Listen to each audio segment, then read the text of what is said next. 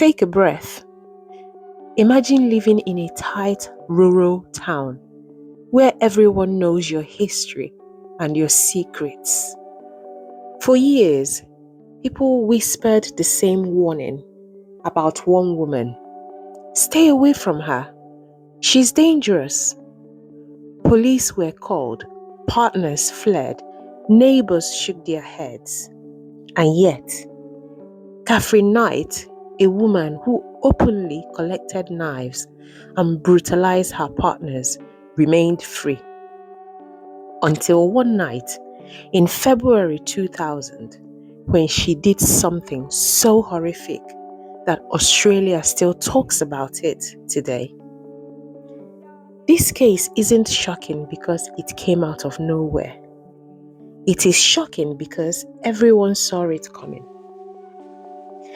Before diving into the crime itself, it's important to understand who Katherine Knight was and why her history made this murder possible. Her story isn't about a hidden killer or a sudden snap. It's about visible danger ignored, a pattern of escalating violence that society failed to interrupt. Katherine Mary Knight was born on 24th October 1955 in Tenterfield, New South Wales, one of twin daughters to Ken Knight and Barbara Ruffgun. Her mother had 4 sons from a previous marriage and 4 more children with Ken. The household was chaotic and violent. Katherine later told psychiatrists she was sexually abused by family members and witnessed her father assaulting her mother. She left school illiterate and began cutting up offal at a local abattoir. She thrived there, was promoted to boning, and hung her butcher's knife above her bed so they were always handy if she needed them. The slaughterhouse normalized blades and blood, tools she would later turn on people. In 1974, she married her co-worker, David Kellett. They had 2 daughters, but the marriage was violent and ended a decade later. She then had a daughter with David Saunders and a son with John Chillingworth. In total, she is the mother of 4 children. Each relationship followed the same pattern: jealousy, violent outbursts, threats, and injuries. Friends, family, and police knew her temper.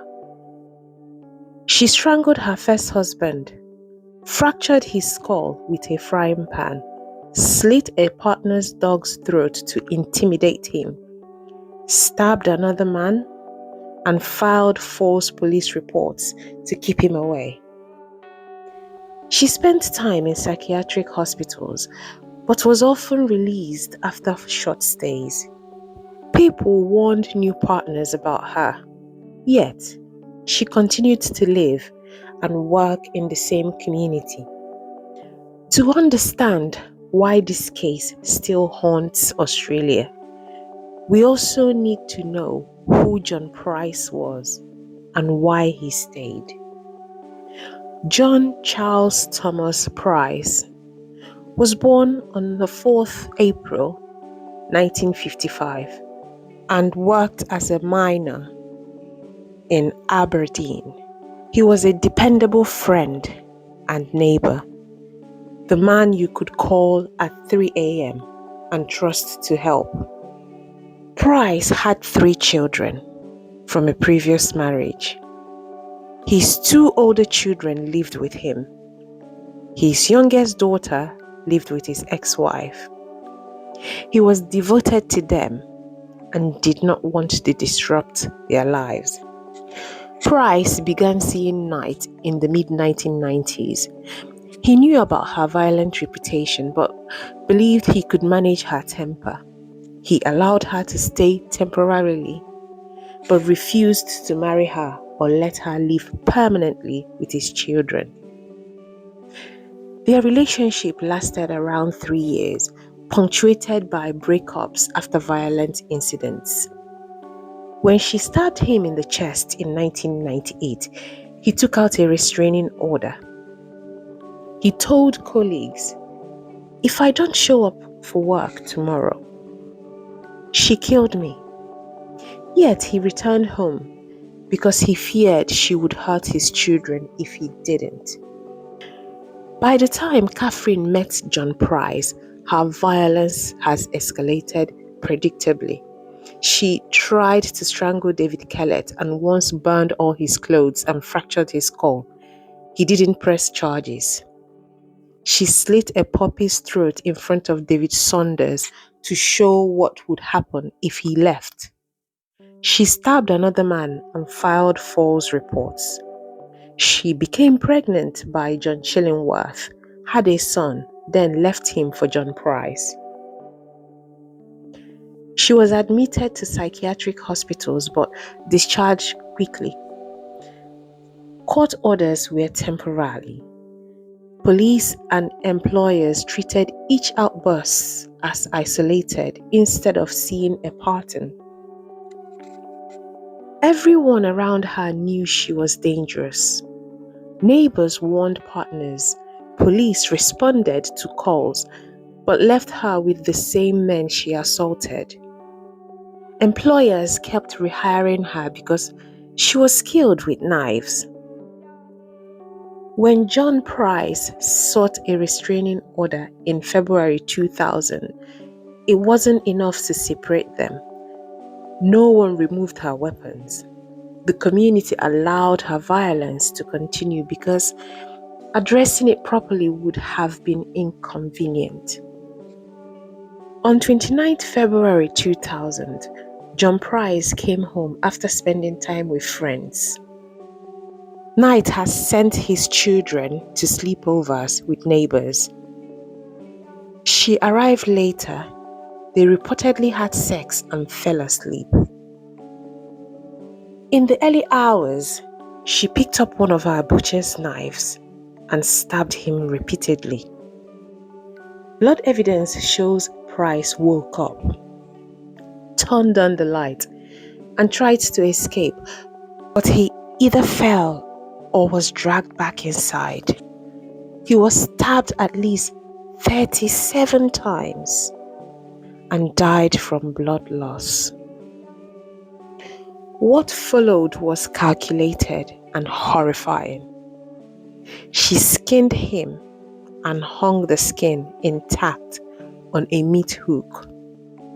She decapitated him and cooked parts of his body with vegetables. She set the table with plates bearing the names of his children. Police later found his head in a pot and the skin hanging from a door frame. Knight then took sleeping pills and passed out. When the case finally went to court, Knight stunned everyone by changing her plea to guilty as the trial began. The judge, Barry O'Keefe, said the brutality of her actions, the desecration of Price's body, and the lack of remorse left no chance she could ever be safely released. On 9 November 2001, she became the first woman in Australian history to receive a life sentence without the possibility of parole. But the verdict did not settle the moral questions this case raised. Is a life sentence meant to punish someone for what they have done, or to prevent what they might do again? How much responsibility do neighbors, friends, employers, and police bear when they repeatedly ignore evidence of escalating violence? And when a perpetrator's history includes trauma and mental illness, how should courts weigh compassion against accountability? These questions linger unresolved in the wake of Knight's conviction. Knight's story is not just a macabre footnote. It remains a warning. Domestic violence rarely erupts without warning. It builds incident by incident, threats by threats. John Price told his colleagues he might not make it to work because Knight would kill him. He sought a restraining order. Friends and neighbors knew her history. Yet, the systems around them, from law enforcement to social services, treated each outburst in isolation and left her with the same weapons and the same victims. That is why this case still matters. It shows what happens when we dismiss clear patterns as just another argument and rely on pieces of paper to stop a determined abuser. It forces us to ask why we wait for the worst to happen before we intervene, and whether justice that comes after the fact can ever make up for a life we failed to protect. Take a second, because this really happened. A father of 3 believed he could manage a woman everyone said was dangerous. But he was wrong. If stories like this matter to you, share this, subscribe, and follow Criminal Cadence for more cases told with context, not just shock. Stay curious, stay aware, and most importantly, stay safe.